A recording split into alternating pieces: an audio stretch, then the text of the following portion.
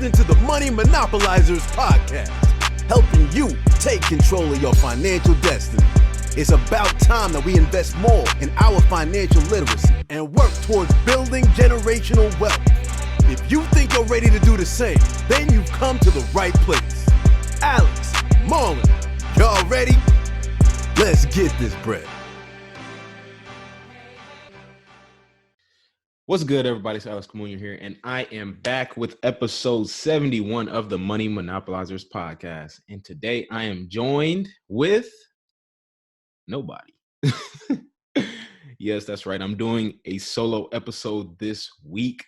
Marlon wasn't able to hop on here this week. We had some scheduling miscommunication that had happened earlier this week, so weren't able to hop on here. But, we'll be back with our regular scheduled programming next week. Hopefully we'll actually have a guest on here next week. We've been trying to knock out a couple solo episodes with just us two.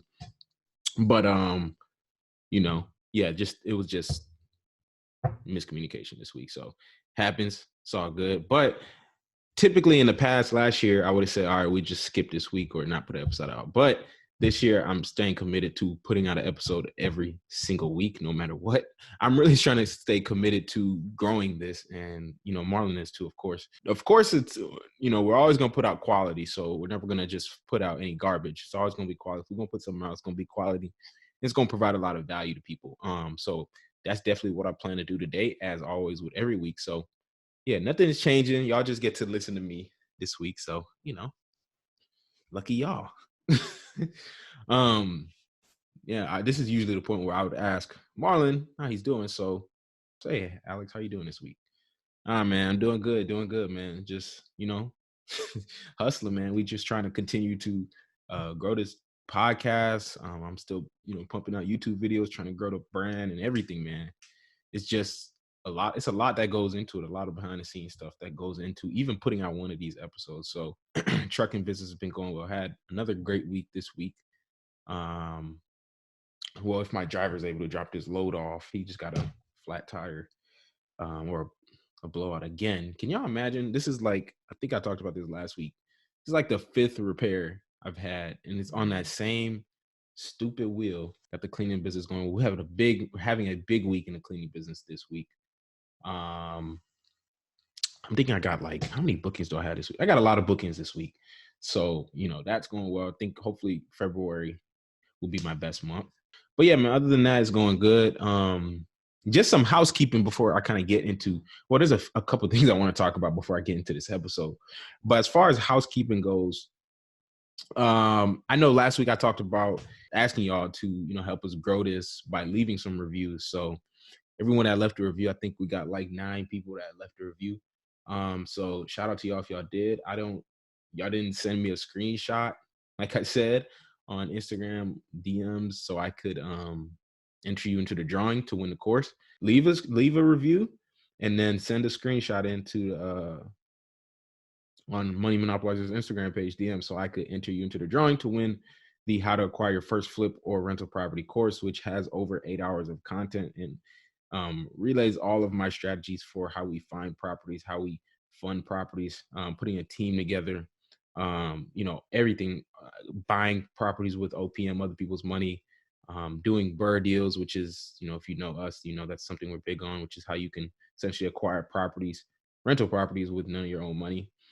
All that stuff, it's, $1 million worth of game literally in that course. And the course is only $197, and I'm not dropping the price on the course. It's really like $197 at that price point. If you want the information, you'll get it.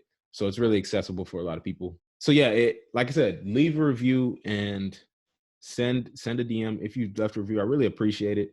If you listen to this right now, you haven't left a review, please drop a review for us. Like I said, we're trying to grow this to 200 reviews by the end of February. We might be able to do it, it's February 10th. We got 18 days. We'd appreciate that, man. For real, we put a lot of effort into this content. Like I was mentioning earlier, we put a lot of time and effort into making sure we're putting out extremely, extremely high quality, high value. We don't put anything out that is mediocre, which is why there were times last year we didn't drop an episode, because it's like, no, we needed to make sure it was going to be a very well thought out episode in terms of conversation, content, everything. And even if you look at our Instagram page, we don't post a lot on there because we post like at least once. We try to post once a day, but that post is going to be a very high quality, very informative, very high value. A lot of time, because I don't want to waste anybody's time. Anyone that is tuning into this podcast, tuning into the Instagram page, tuning into the YouTube, I want to make sure that you feel like whenever you walk away from that it was a worthwhile transaction. You traded in your time. I gave you value, and you should walk away. My goal is for you to walk away feeling like you gained something of value. And that's why I always say that at the end of every video. So I put a lot of time and effort into everything Marlon does as well, so that we can make sure we're only producing high quality content. Yes, it's not the best strategy for growth, but that's our brand. Our brand is high quality, high value. There's other brands out there, not going to name names, but there's other brands out there that will put out anything. They might put out 10 posts in a day just so that they can, continue to get followers or whatever case may be. That's not necessarily our strategy. So, but yeah, to each their own. I mean, there's nothing wrong with it.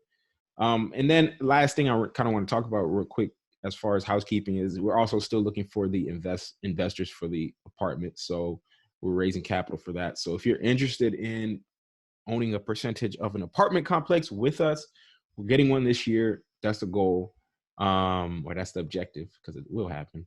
So if you're interested in that, then definitely hit us. Hit me in the DMs, hit Marlon, hit us wherever you can find us, so that we can make sure to lock you in.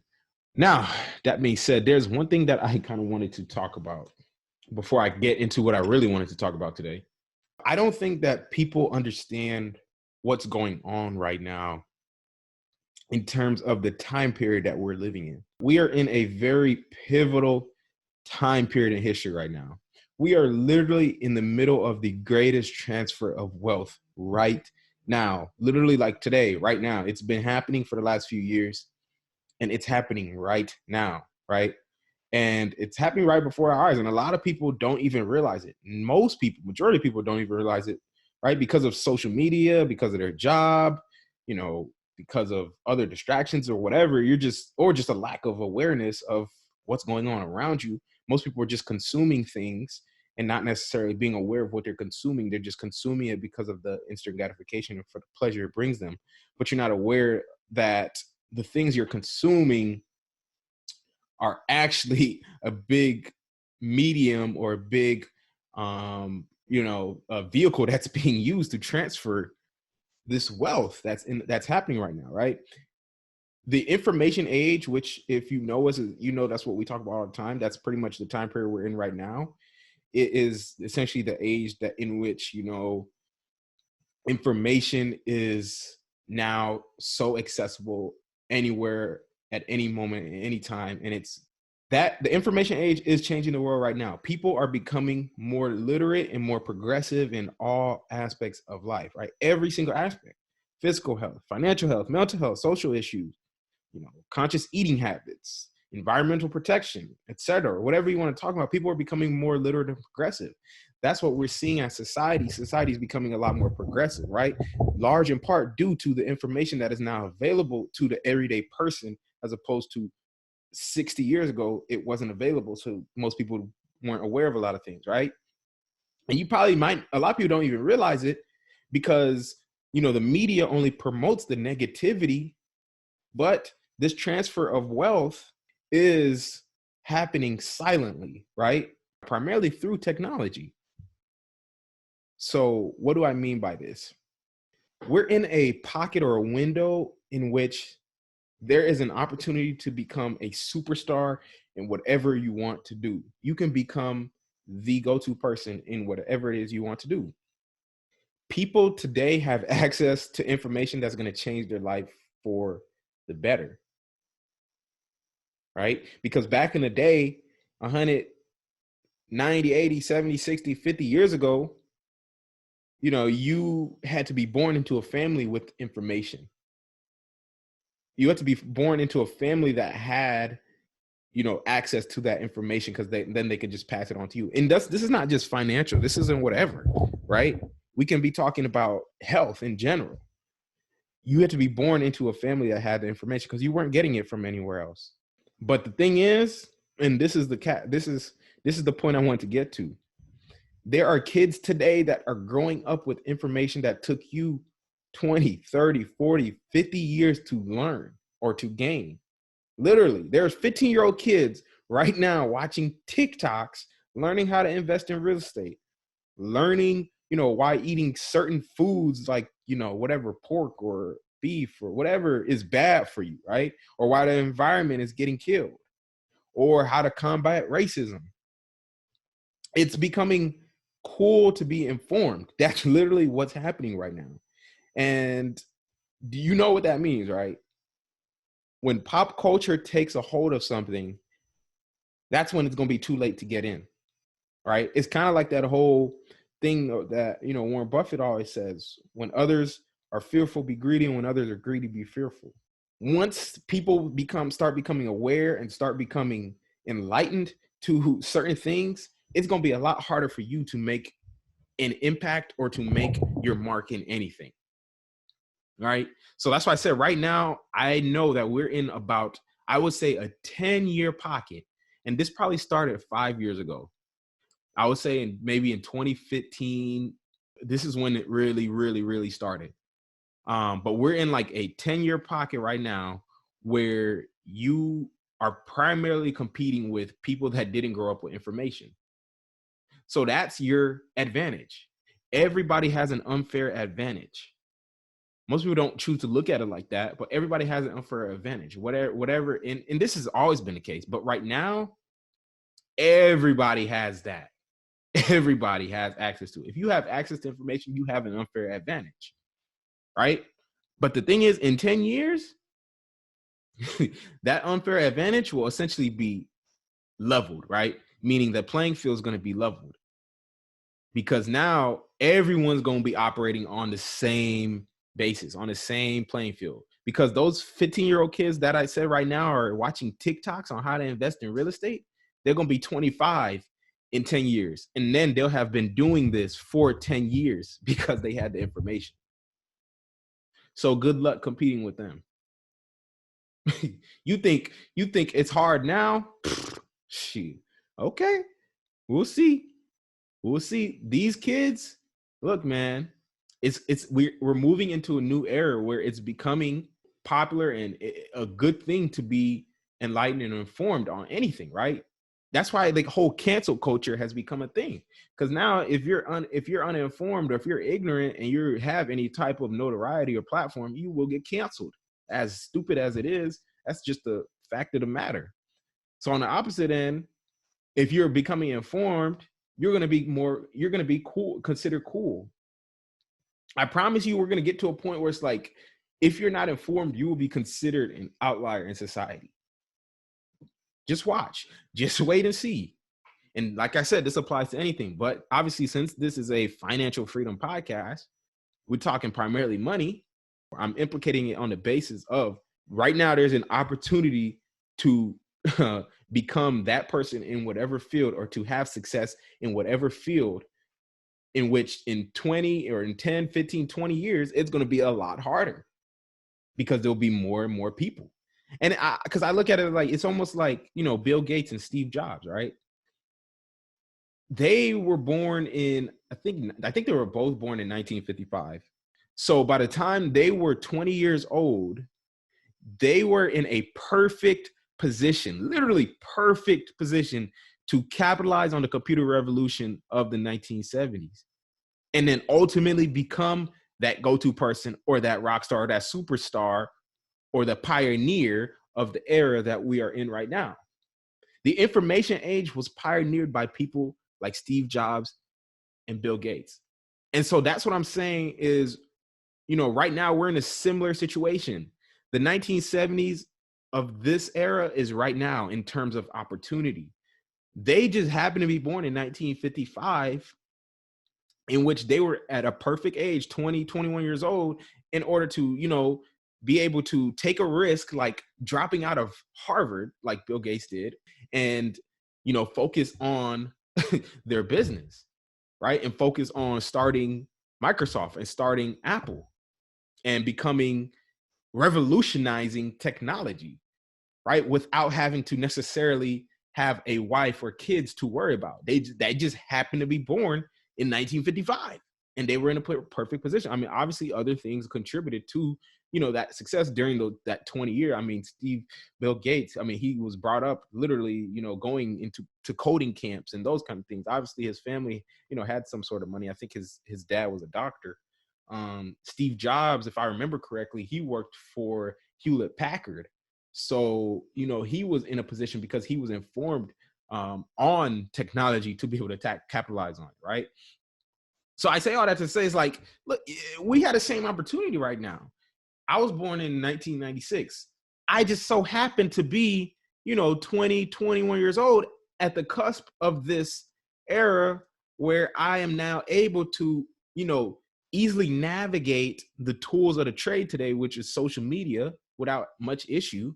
And at the same time, be at a good young enough age to where I could, take a risk like investing in real estate or starting a trucking business or starting a cleaning business, fail if I want to, and not necessarily have to worry about, a kid or a wife or anything like that saying, hey, I need food. Right. So I just happen to, now I'm able to take advantage. But the thing that makes it so important and pivotal right now is the fact that this is new. It's new. Like, this is not if you were 20 years old 20 years ago, you didn't have access to all the information that you did today. I can guarantee you if I was 20 years older and even if I started this when I was 21, but 20 years ago, I couldn't say I wouldn't be as successful, but I would say it would have been a lot different path that possibly could have been a lot harder just due to the lack of information available.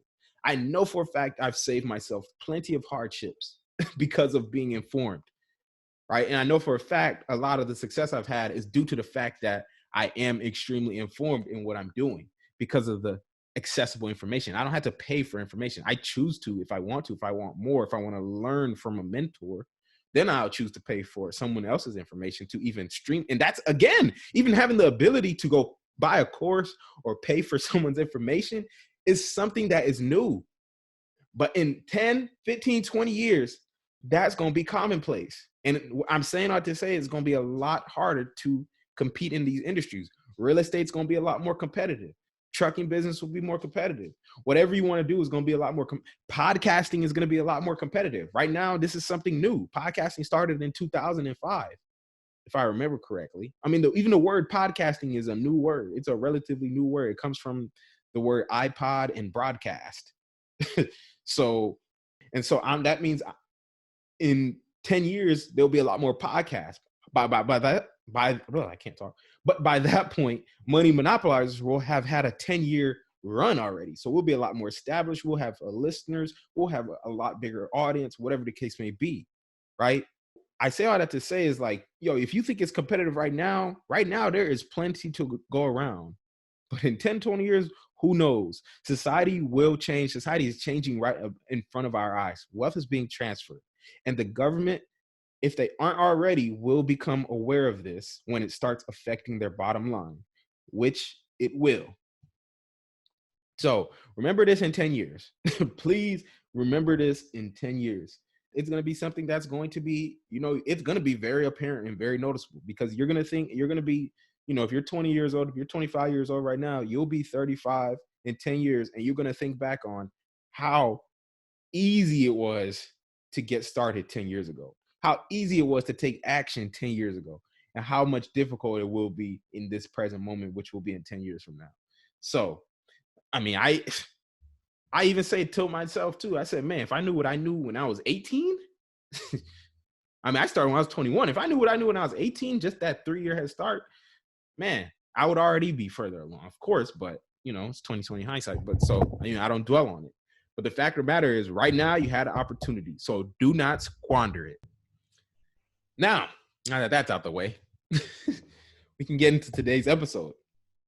So speaking of the government's bottom line, because I did briefly mention that, and I think that's a good segue into what I wanted to talk about today.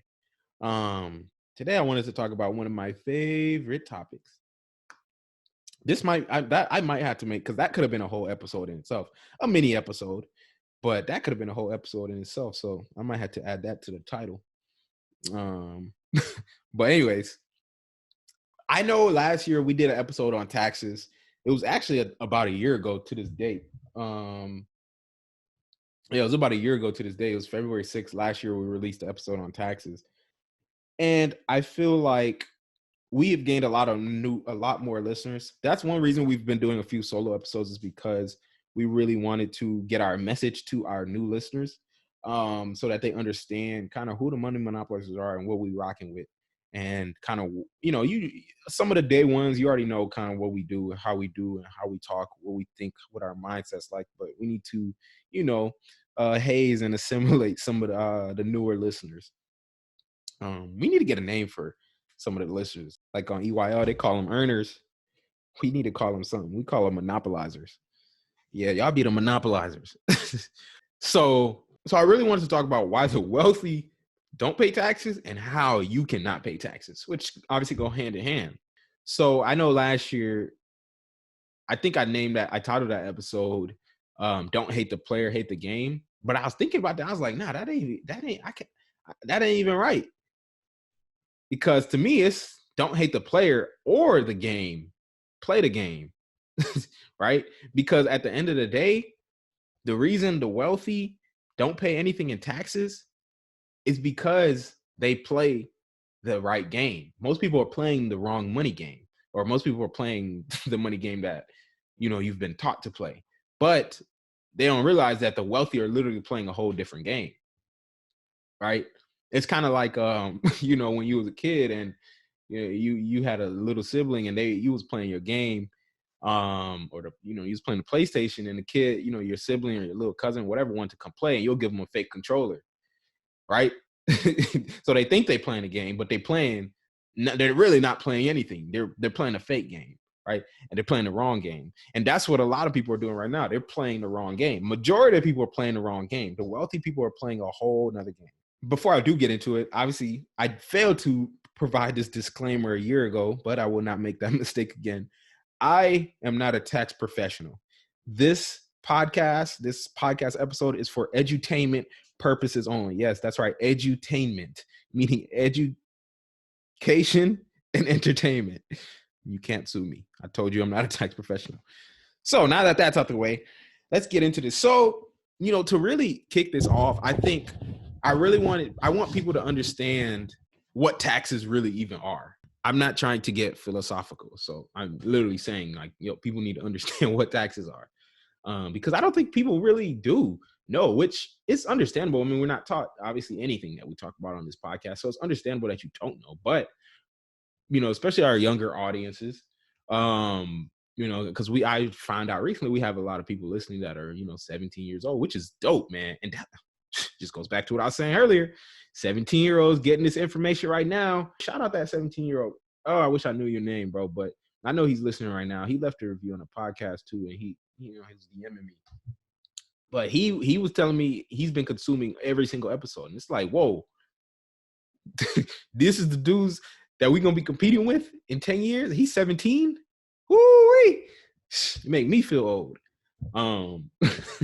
But anyways, let me get back on track. A lot of people don't really know what taxes are. So really, taxes are the government's main source of income. That's how people need to look at taxes. That's a perspective. That's the only perspective you need when it comes to taxes. Taxes are the government's main source of income. That's why it's called the IRS, Internal Revenue Service. It's all about revenue. That's their main source of income. So of their, total revenue, I read that it was like 50% of the government's revenue comes from individual income taxes, meaning, employees or people that, work for other corporations. They're federally withheld taxes. 50% of the government's income comes from that, right? 7% comes from corporate income taxes, meaning the profits that businesses make. They pay that to the government. They pay taxes on that. They don't pay that to the government, but they pay taxes on that. And 7% of that is from 7% of the government's revenue is from that. And then 36% comes from payroll taxes, which is obviously the taxes that employers withhold on an employee's behalf. So they come out of your paycheck, but your employer just withholds them and pays them to the government. So your employer's not paying them. You're still paying them. So that being said, what does that mean? That means 86% of the government revenue is derived from employees. 86% of their revenue is derived from employees. Now, keep that in mind for something I want to talk about later on. The tax code, which is known as the Internal Revenue Code, IRC, is over 70,000 pages. And according to Investopedia, the tax code, the IRC, has 9,834 sections. And these are very lengthy sections. I mean, you can imagine if it's over 70,000 pages. So why is the number of pages actually important, though? So when I was looking at this, I realized something. I was like, sections 1 through 5, which is pretty much tells individuals what their tax liability is, or tells individuals what they have to pay in taxes.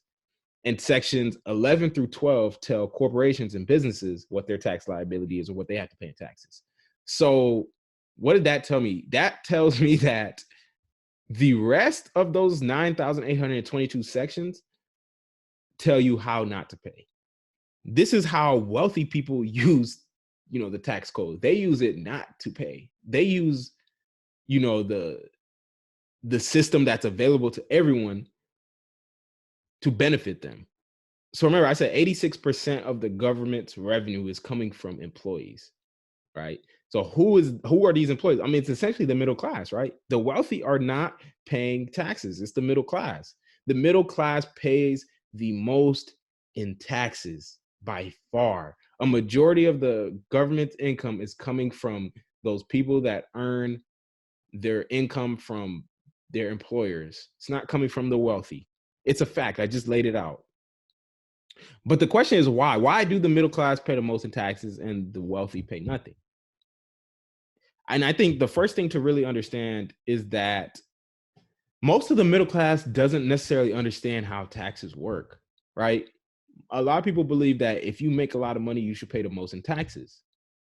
And it's like a conundrum. It doesn't even make sense because people hate capitalism, but they love their iPhone, right? They love social media. They love Netflix.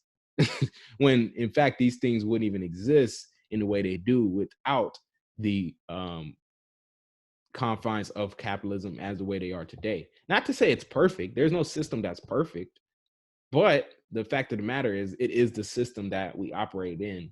And so you had to learn how to play that game. Look, I don't make the rules. I just follow them. So, but in order to really understand why the middle class pays the most in taxes, we need to understand how the economy works.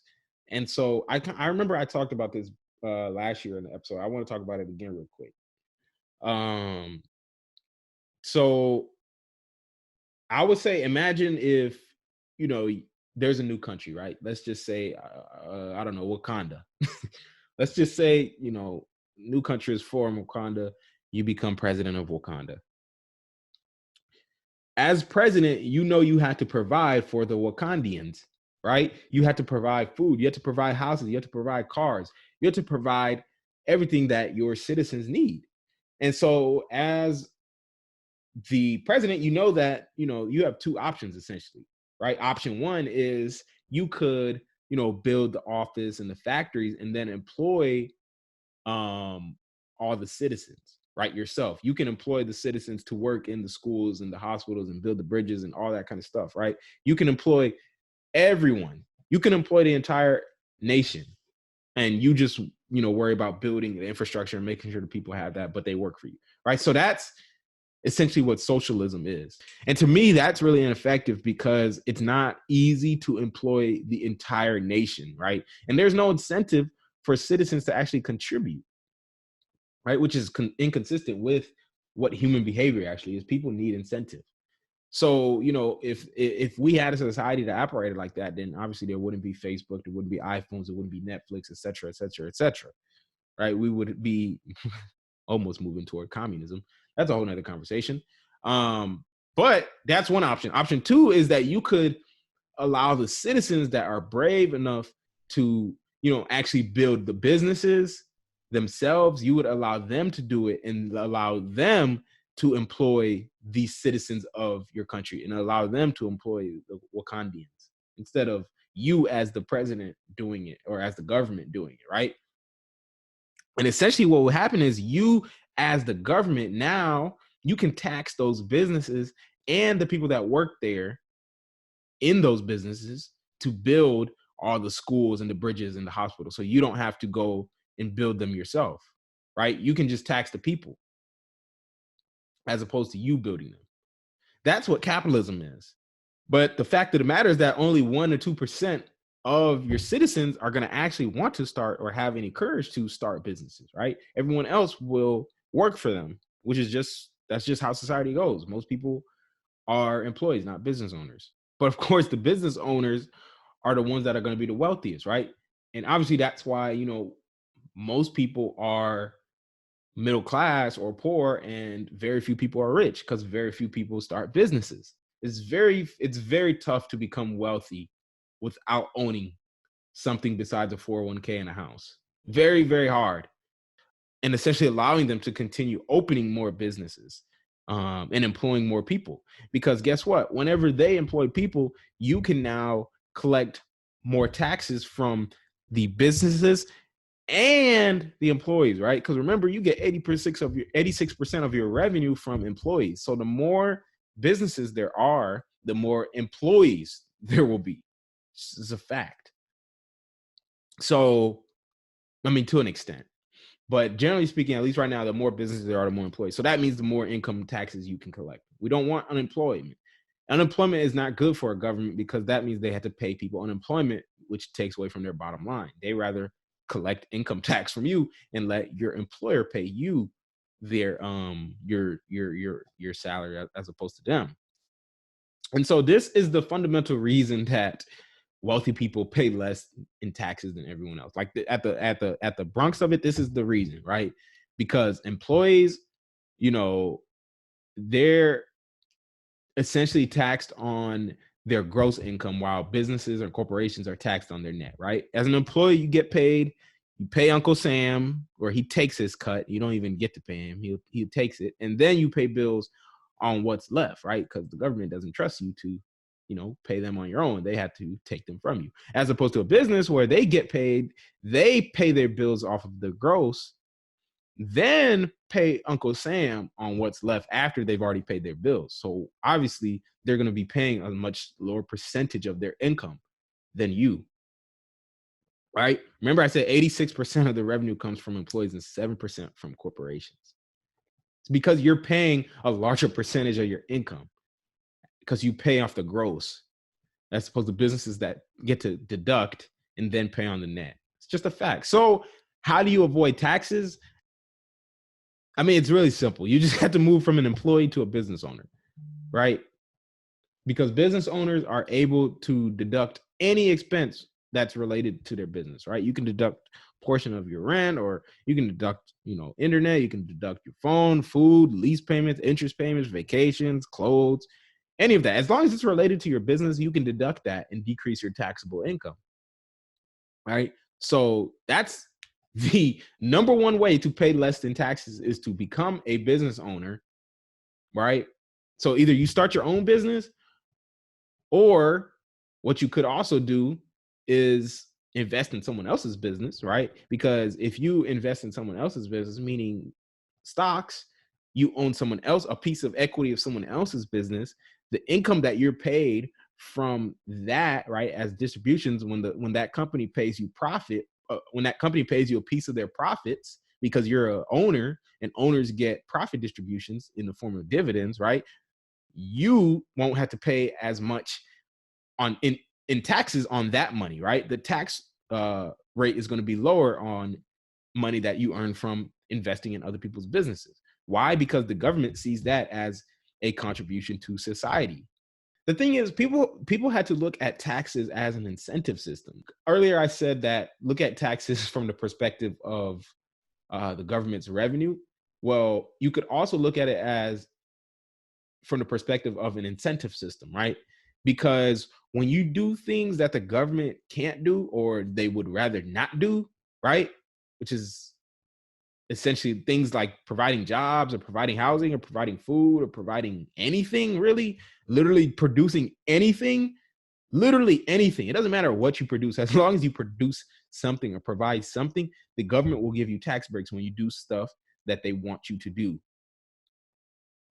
It really gets that simple. As opposed to when you're an employee, you essentially become a partner with the government because to them, you're not providing anything to them besides taking care of yourself, which in fact they do give you tax breaks for. That's one of the few employee tax breaks that are available, right? The 401k tax break. The government gives you tax breaks on money that you contribute to your retirement, right? Because in 40 years, that means you're going to have money, or in theory, you'll have money to actually take care of yourself. That's their reasoning for that. Whether that money will be there or not, that's a whole nother story. But you're at least being proactive in looking over your future self, right? And providing for your future self. So that's one less person that the government will have to take care of with Medicare, because Medicare might not be there in 40, 50 years. It's just a fact. I mean, it's getting depleted. So, the government gives you 401k tax breaks. Owning a house, you get, mortgage interest tax breaks, because now the government's like, okay, you won't be homeless. You won't, rely on me to provide you housing. You'll actually provide your own housing. Cool. We'll give you a tax break for that. So you get mortgage interest write-offs, right? But beyond that, I mean, you don't get many more tax breaks than that as an employee. Or as a consumer in society, right? I remember I literally searched tax breaks available to employees, and the return results for that search phrase was tax breaks available to employers. So it literally said, nah, you're probably not looking for tax breaks available to employees. You're looking for tax breaks available to employers. There's no way you're looking for tax breaks for employees. That doesn't exist. Google even knows that. So anyways, that's how you got to look at it. That's the perspective that you got to have. The government is never going to substantially tax the wealthy because they need what they provide for society and don't want them to take their services and their provision and the things that they produce for society to another country, right? Instead, what they'll do is, instead of taxing the high earning business owners, they'll tax the high earning salary earners, because we have a progressive tax system, meaning that tax rates increase as your income increases. You can thank FDR for that. So that's Franklin D. Roosevelt. In after the Great, I'm not going to get into it. After the Great Depression, that's when that kind of became a thing. Yeah, most of the income that the government makes, or most of the taxes that they collect, are paid by the people with the top 10% salary, not the top 10% of earnings from business. Like the people that are doctors and lawyers and engineers and those kind of people, they are going to get taxed the most, which is unfortunate because, these are the people that are essentially providing in society, but they're not providing it they're providing it for someone else in an indirect way. Yes, you're providing for society and you have a very high, valuable skill, but to the government, they look at it as you can only, as an engineer, as a doctor, as a lawyer, you can only provide for yourself. They incentivize people that provide for other people, that do things for other people, that add value to society. So that's just a fact of the matter. So I hope y'all are really starting to see kind of why the school system teaches students how to be employees and not business owners, right? Part of the reason is because, in my opinion, and we can say it's a conspiracy or not, but the government needs these people that are employees and doctors and engineers and lawyers to be their future business partners, because that's what you are. You are a business partner with the government. You go to work, you give a 40% if you're maybe 50% if you're making $500,000 a year. You're paying, and don't live in California, but you're paying 40, 50, 60% of your income to the government. Like, y'all are partners. That's a fact. So, yeah, like, I mean, the only way to really avoid taxes is to do what the government wants you to do. which is provide for society. So that's really, at the end of the day, the Bronx of the argument. Like, there's not much more to it than that. If you're not providing, if you're not a producer, and you're a consumer, you're gonna pay the most in taxes. Like, it's really that straightforward. If you want to avoid taxes, hop on the other side. And I hope, should I say this? I'm not gonna pay anything in taxes when I filed my taxes this year for last year, because I did so many things last year, number one. And number two is that the real estate that I own is giving me depreciation, meaning the government gives me a tax break for owning investment property, not for owning the house I live in. Because remember, that's not providing for anyone. They give me tax breaks for owning investment property, because that's providing housing for someone, right? They give me tax breaks in the form of depreciation, because now when I file my taxes, I get a huge write-off, because the value or the physical structure of my properties is actually degrading in some capacity. So the government says, you know what, we'll give you credit as an expense. We'll give you credit to account that as an expense. So you get that tax break. So it's really kind of like phantom or ghost income, right? Because any income or any money that I make from the cash flow, the profits after I pay all my bills, right? So, real estate, you get your rent, you pay your bills, and then what's left, you pay Uncle Sam. But depreciation allows you to, for example, let's say you have a $100,000 house. The government will essentially, give you depreciation, which is you can deduct the value of that structure over 27 and a half years per year. So to put in layman's terms, if you have a house that's $100,000, the government will essentially allow you to depreciate that over 27 and a half years. So essentially you get a $3,600 tax write-off as an expense every year, right? And so if I made $2,000, let's say I made $500 a month, or let's say I made $200 a month in cash flow from that property, right? $200 a month, that's $2,400 a year. Just alone with the $3,600 depreciation write-off, I already took a loss on paper, meaning now I can take that. I'm trying to break this down. So 200 times 12 is 2,400, right? If we take away our $3,600 depreciation, that means I really had a loss that year of $1,200 on paper. That's what depreciation is. Depreciation is a paper loss. So now I can roll that into the next year, maybe. I think that's how it goes. Can you roll depreciation? Don't quote me on that. That's why I said I'm not a tax professional. But I know for that year, I don't have to pay any taxes. So look, man, that's the game, man. That's why I said the wealthy play a different game. We don't look at money that way. Yes, I said we, because I'm going to be a part of that. We don't look at money that way. It's a whole different mentality. It's a whole different kind of way to look at how to earn money. So, if you want to be an entrepreneur or be a business owner, you need to understand taxes very, very well. Obviously have a good tax professional, but you need to understand them as well too. So you know that you're getting the max possible, deductions and those kind of things. So yes, man, that's what I really want to come at y'all with. Typically it's a harder subject to, break down and understand for a lot of people, but I try to, break it down and convey it in a very easy to understand way and entertaining way, I hope. So yeah, man, I hope y'all gain something, of value from this whole thing, and I hope you understand why things are the way they are. And I really hope y'all understand that we have an opportunity right now to really take advantage of a time period in which we don't know if this might ever happen again in our lives, right? We had the Industrial Revolution, we had the computer revolution, and now we're in the middle of the information age, or the information revolution, which has started 5 to 10 years ago, but we're in the middle of it now. So yeah, But yeah, man, we're going to be back next week with the normally scheduled programming. But that is it for this episode of the Money Monopolizers podcast. Hope you gained something of value from it. If you did, I'd appreciate it if you rated us 5 stars and left us a review on Apple Podcasts. Definitely check us out on IG at Money Monopolizer, or on Twitter at The Monopolizers. We post informative content on there that'll keep you engaged. So be sure to check that out and share those posts. Check us out on YouTube. I'm posting content on there every single week, and I'm putting a lot of time and effort to provide a lot of value to y'all. So yes, man.